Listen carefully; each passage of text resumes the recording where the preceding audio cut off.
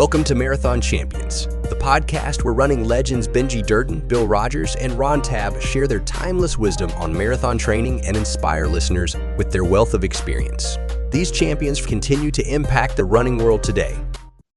Bill really didn't have science involved with his, obviously, in our conversation. You really didn't have any testing done. Benji, you did a little bit. I was fortunate because being around Nike and Mary and Athletics West, Dick Brown, really emphasized going in for blood work. So I probably had an advantage over Bill and Benji from that regard because I did, keep up with what was going on.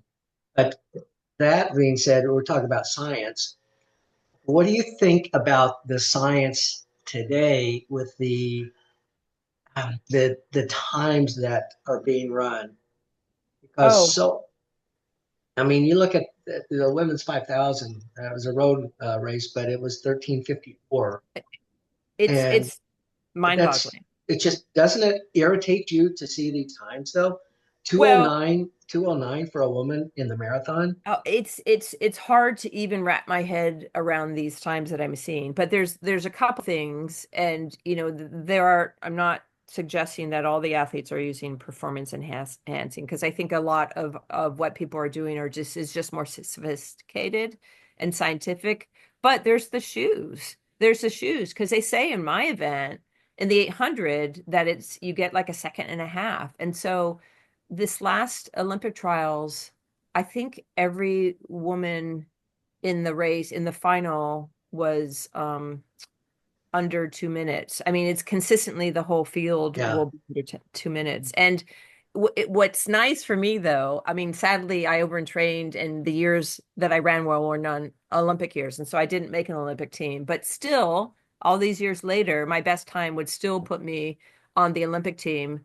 But it's much harder now with the shoes. I'm seeing that gap narrowing, because if you get a second and a half in the 800, you're getting more. And these are approximates, they're projections, but with all the records being just broken by huge amounts, and the women and the men too, the longer events, the marathon, it's kind of crazy. But it's technology, the shoes, and then the training, and then the science. That is probably Science? yeah. Bill, you think about this, Bill, the lady who just ran the 209, you set the American record, what year? 78, 75? Yeah. And this lady was 30 seconds away from your American record. That's mind-boggling. Well, I mean, that's just it's mind-boggling to think, because 209 is such a fast time. And I remember when you did it, like we were like, wow, like it was like amazing. It is amazing. well, I think there's things happening in several different areas, but I do one thing in your sport, in your event, Claudette, the world record has stood. Right. Yeah. It has. It that sure I don't think has. that was the shoes. I don't think it was coaching. It was a certain kind of assistance. That was a certain Science. kind of, and there's One of the things You're- that happened in the 800, according to people I've talked with, is the buffering that's going on now, that they're able to, Martin has come up with this a way to buffer the lactate that builds up. And From so, your drink. well, that it? yeah, and it's legal. I mean, people are open about it. Are they using creatine or something? No, Martin is they used to do it with baking soda, Right. but this is like baking soda, but you don't throw up after. Wow. And I was talking to I haven't heard of this. What is this? it's basically for 800, maybe 1500, but it's the very narrow window where lactate is a big part of the event. Right. And people are using this drink that Martin, which is for distance runners, they make another drink that's an energy drink, but Martin has come up with this, and it allows buffering of the lactate. So lactate is not a big deal at an 800 at the moment. That's why we saw so many people running 142 this year and better. Right. Right. And Wow. I never heard of Martin, so thank you. I'm gonna Yeah, I haven't either. That's new to me. yeah, well, I didn't know it either until I guess one of the announcers at one of the races I was watching mentioned it, and then I talked to Mike Caldwell, who is one of my oldest running friends, and he also coaches, but he doesn't coach the 800, but he mentioned it as well, and so that's a change, and it apparently they're not considering it a performance enhancement. Interesting. That would be an enormous help because, Well, in yeah, an I eight, mean that makes a big difference in what's Well, going on. I mean, yeah, you're not seeing these people doing this rigor at the end of an 800, right, which is right. which is what the lactate's making them do. Wow. And so that explains why when they're finishing, their eyes aren't bulging out. They look like normal humans just running to the finish. Well, you know what? That's true. And oh, now I'm forgetting his name. The 800-meter guy, I think just got popped for drugs, who was winning everything. He would finish. Was that Katir? Yeah, Are I you think no, talking about the no, I that think he it's wasn't 800, Katir. he was a 1500, the Spanish guy.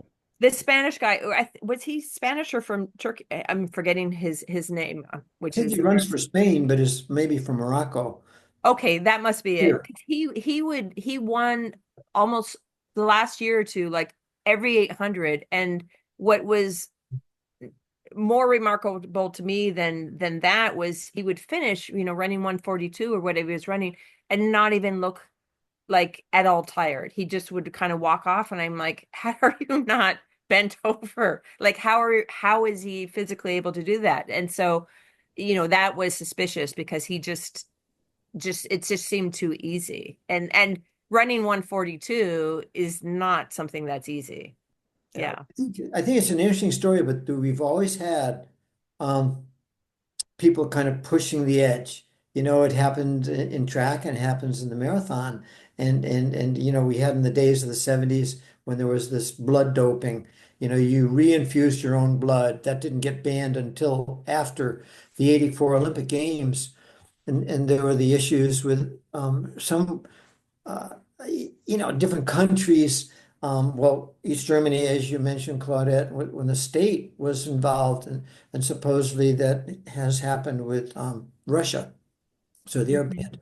But I wonder, since EPO came on the scene in the mid '80s, and we know that drug has played a big role in the sport, but I think it's mainly in distance running. Is that true? Do you think, Claudette, Benji, and Ron? Is it mainly in marathoning or 10Ks or something? That's Well, I've actually heard of sprinters using EPO because it helps them recover in training. Um, I had no idea. yeah, I mean, and according to what I've heard, it only can be detected for about 4 hours or so after you've taken it, after you've had an injection. And if you do microdosing, you can even make it less detectable. People that get caught with it are generally, stupid.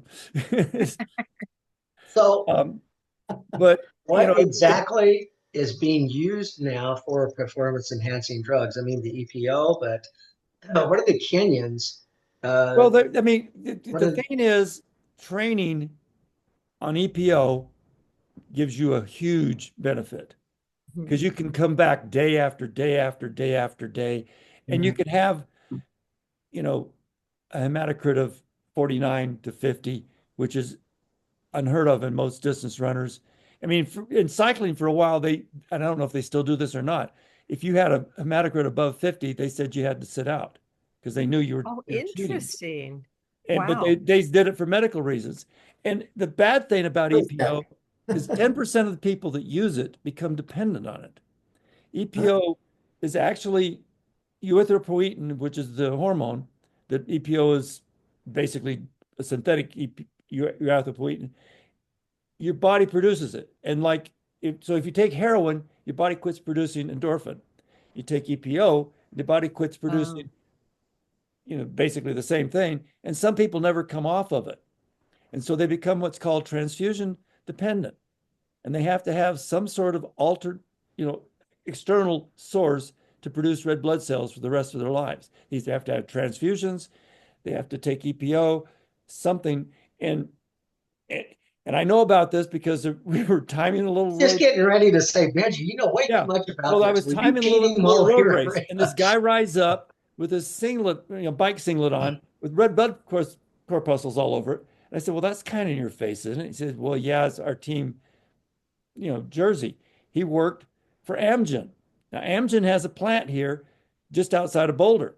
And Amgen is who came up with EPO. And he Yeah. said, "I'd never used this stuff." And he told me all this about the dangers of it. And What are the dangers? well, I was just saying, I mean, you become transfusion dependent. You have to have some external source. You either have to have blood transfusions or to have EPO for the rest of your life because you quit Wow. producing it. It's like 10% of the population, he said. And, you know, and it's also, I had another friend who was a perfusionist, which is basically somebody during major surgeries that take a long time. His job is to keep the blood flow, collect the blood that's coming out and put any back in the body and just, managing the blood flow. Because, when you're doing a serious long surgery, they bleed and somebody has to be collecting that blood and putting it back so they don't bleed to death. And after he used to give people EPO to get ready for these things. And he said after about 3 years, he noticed so many complications, he just quit doing it, said it was just too risky. And it's gotten to be also, people were recommending during my first bout of chemo, first part of my chemo here, where my blood levels got really low, that I do that. And the oncologist basically said it's too dangerous. You're not that bad off. It's just too dangerous. That's So fascinating. yeah, it's not a good thing, even though people do it. I bet a lot of athletes aren't aware of those Oh no, they risks. don't know. I mean, a lot of athletes don't know what's being done. They know something's going on, but they don't know what.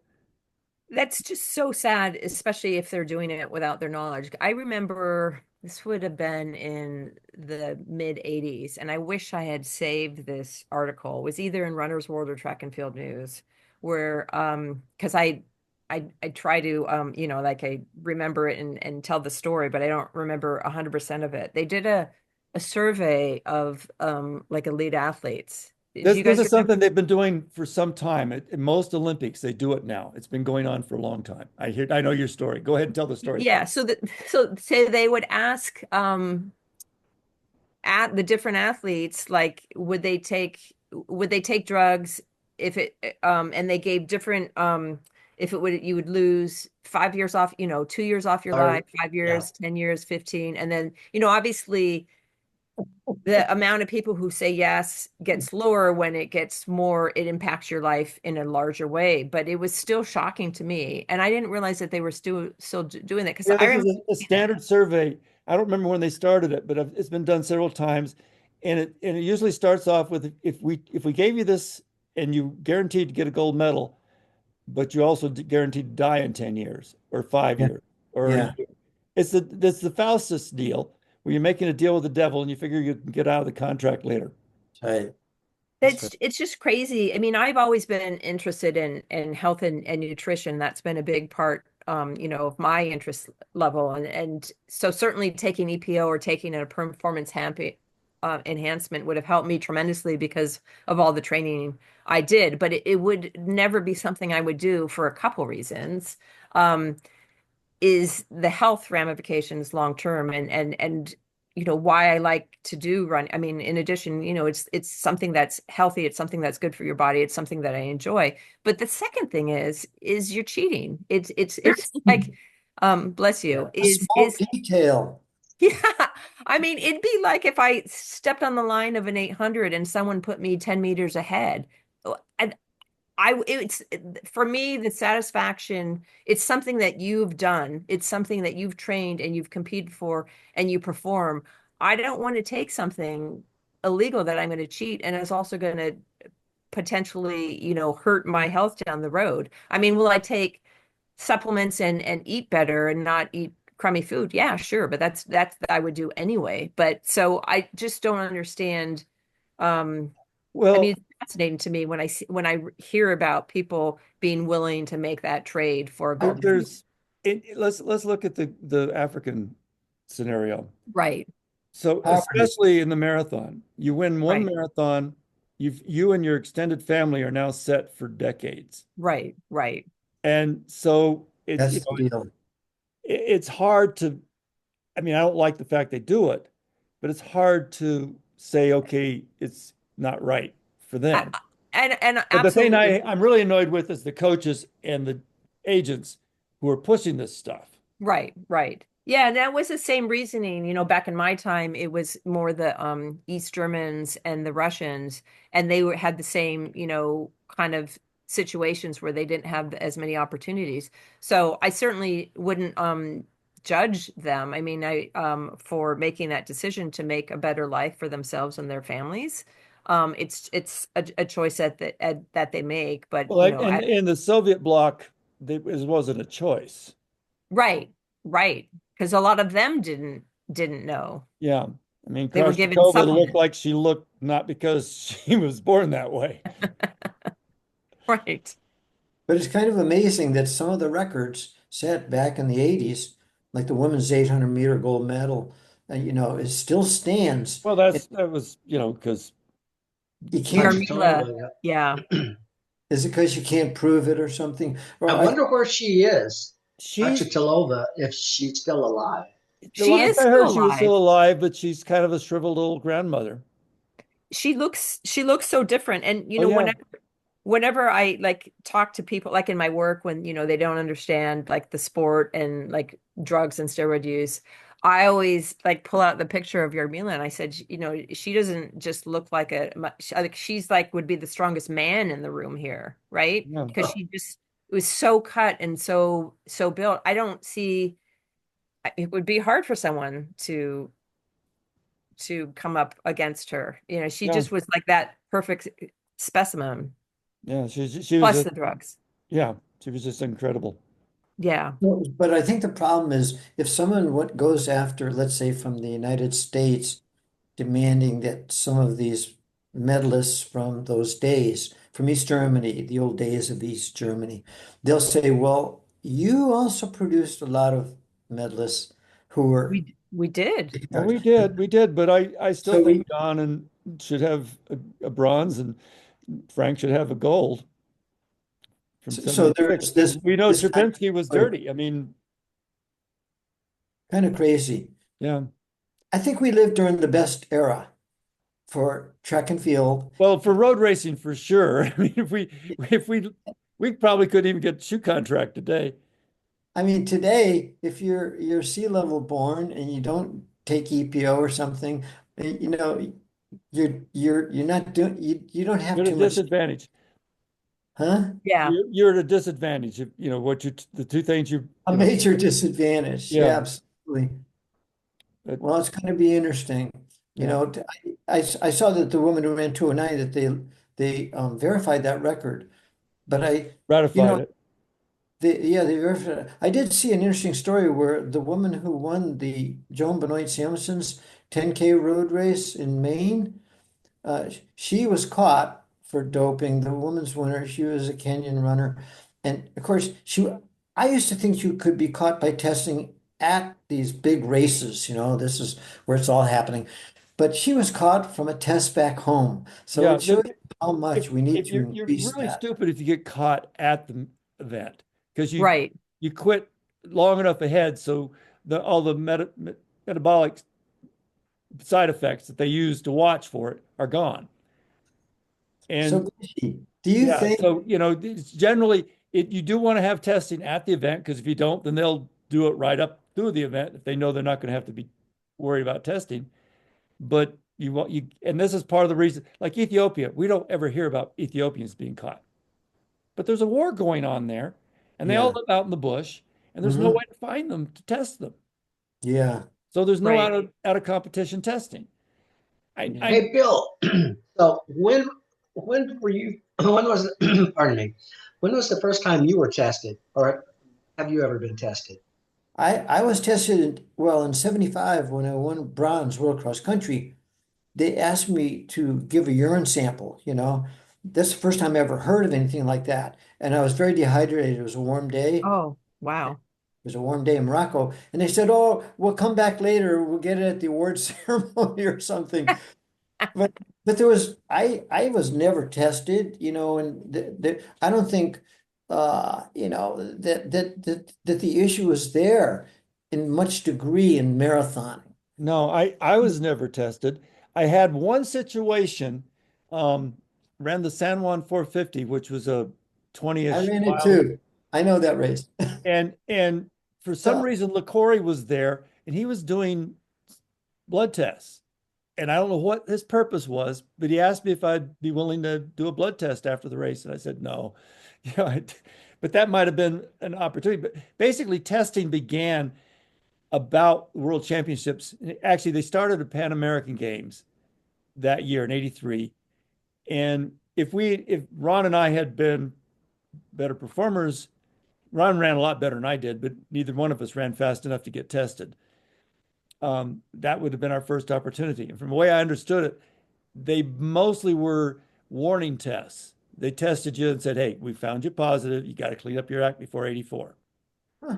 So Claudette, you were running track internationally. How often were you tested, So especially that's the at your interesting level? thing. I mean, my first time getting tested was '84 at the Olympic trials, but going overseas, it was random then and not, and I remember having a lot of conversations with Cornelia Berkey, who was the Swiss 1500, 3000 meter, and she would get really frustrated because she would routinely get tested because from my understanding, there were certain athletes that would have enough power that they would say, I'm going to come to this meet. You have to guarantee that I won't be tested. That they were able to do that in the early days. And back to your point, Benji, about the warning tests. I don't know if this is true or not, but I had heard for years that in '84 at the trials, 27 U.S. athletes tested positive. That's what And I've heard too. I and that didn't In hear they, that same 84, number, but I've heard that. yeah, 84 Pan or American 88? Games, a whole lot of 84. people were caught. A lot of people were caught, but then what they did, what I heard was that they retested them, and I think there were a couple that then didn't quite make the team, like a few people in the relay, that weren't clean the second time around, so they didn't get to go. Huh. I heard that for 88. I didn't hear that. I never I heard heard that that for for 80. '84. Oh Yeah, yeah, I I've mean, heard it for '84. I knew a guy that from the LA area that was a massage therapist, and he told me a lot of these tales. Now, how much of it was true, I don't know, but a lot. right. Yeah. Yeah, so I would get tested, you would get picked, and it was interesting how a lot of, like the Yarmilas or the Melentes from Romania didn't usually get tested.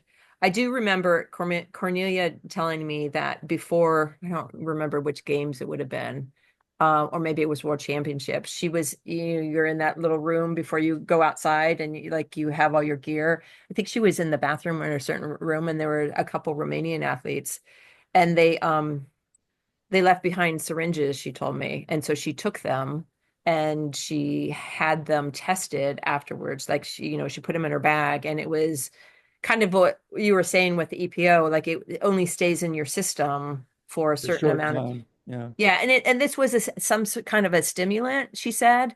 And so it would just, hype you up, and then you run the race, and then could just kind of pause how long it took you to, I don't know how soon they would take it, but they would time it so then they wouldn't get popped for that. Um, Really a lot of effort went into it because, my first time getting tested was '84, and you're dehydrated. I mean, not as much as a marathon, but it's still hard to pee in a cup, especially when you have someone standing there watching you. I'm this college kid, and like it's uncomfortable, and you'd hear they had to watch you because they had to see that you weren't putting anything on your finger and urinating on a substance, or they had to see where the urine came from because people were doing all Well, kinds of yeah, things. people also would have, a false bladder, Right. or they'd catheterize themselves. I mean, Uh, you Yeah. get away with that now because it's a blood test, but still, it's It was pretty crazy. Yeah. Yeah. So I So, got tested in Europe. certainly. Claudette, when you were with Luis, and God rest his soul, I loved him. He's great, a great Yeah. coach, great friend. Um, he was very good about the having his athletes being tested, having their blood work done. Was he that strict with you, or wouldn't say strict, but when you were with him, was he still doing that at the time? He was still doing that. I don't know that it influenced me as much as the other, because I was already doing that because of my issues with my low iron. I mean, I had the issues starting in high school. So it was something that I tried to, monitor regularly. Because But he was good about checking his athletes and making sure everything was good. yeah, and he was great in that. Absolutely. He was pretty strict that, I mean, I don't drink coffee anyway, but he didn't allow his athletes to have coffee or drink alcohol. I Oh, knew about the alcohol. I didn't know about the coffee though. I had some of his athletes on my teams in San Diego. So, Luis so or he wasn't Mormon, Dan, was he? No, he no, wasn't. He wasn't Mormon. I don't know if all the athletes adhered to the caffeine. I never paid attention to it, and I don't, because I didn't drink coffee anyway, so it was like an easy one to not have to. So you that, started that was out my by drug of said you choice. really weren't much on the roads during your career, but you have run road races, right? I have. I love them.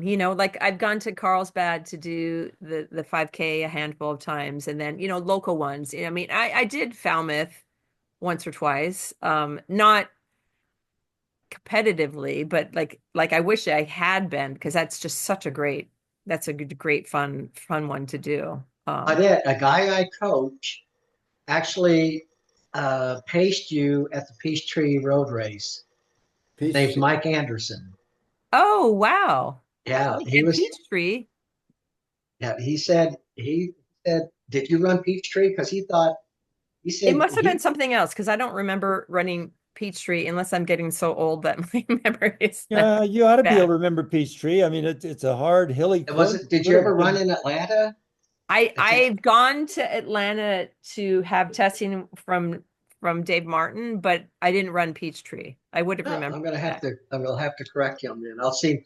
Actually, I'm gonna see him up in Tampa. We're going out having lunch with Meb on Wednesday. Oh, nice, nice. Now, Yeah. now, But I also did a lot of road miles, and those are really fun. Like, Fifth Avenue, but there used to be one in Fort Worth. They'd have this mile, and it would be like a dozen milers, male and female, like Steve Scott, and just like the milers of the moment, like, and that was really fun. The road miles what's are your fun. 1500 PR? So that was always been frustrating to me. That was 404. And I remember the year that I ran that 3:15 time trial, Joe, my coach for Santa Monica Track Club, we were sure that I was going to break four. And I, you But the know, 315, you should have. I should have, yeah. And I Yeah. remember opening the season really easily, like 410, and then my blood work kept getting lower and lower each time. And so 404 is my best. But I think that based on my workouts, I should have been under four. Yeah, you And said you ran 315 and then you came back with a 58 and a 58. a And couple Well, no, quarters. she did quarters after. that's definitely sub 4 minute Yeah, I mean, yeah, it is, but like you 1500. said, her blood work got progressively No. worse, and just because you're able to do that in a training workout, training But I session, mean, my point is, that's a good indicator that she's yeah. well I mean, capable of going but under somehow four. if she'd been able to maintain, good healthy blood, it happened. Earlier you were talking about how Leanne Warren was so much more talented than you, but talent also requires health. And that's Right, Staying healthy. one of right. the things that one of the talents is being able to do the training consistently without breaking down. And not everybody has that talent. And Right, right. the Yeah. I mean, raw characteristics of speed and stamina, et cetera, are great, but if you can't maintain those for years at a time, doesn't help. It doesn't help. Yeah. I put her in an own special class. I mean, we've certainly in middle distance in the US seen some phenomenal athletes. And, you know, when I watch people race, you still like to think, if I was still fit and blah, blah, blah, I could, you know, beat them. But I think Leanne is one of those unique who had the speed and the strength who could have done so much more than she did. She still did a lot. She ran sub 2, and I can't remember what her 15. I think mine was a little bit faster. She might have run 4:06 or 4:05. Yeah, she was very smooth. I mean, her form where she had perfect form. Where you always looked like you were not as comfortable. I was the one who was leaning Yeah. back. That's why I would have loved to have, like, because I remember when Mo Farah came on the scene and reading about how Alberto like broke his form down, and they, you know, trained them. And I would have loved to have someone had some science behind my form and being able, I mean, I shouldn't say that. Many coaches have tried to perfect my form, and they must have been really frustrated because I just run the way I run. But it would, maybe if I had done more core work or more weights or things like that, it might have helped it.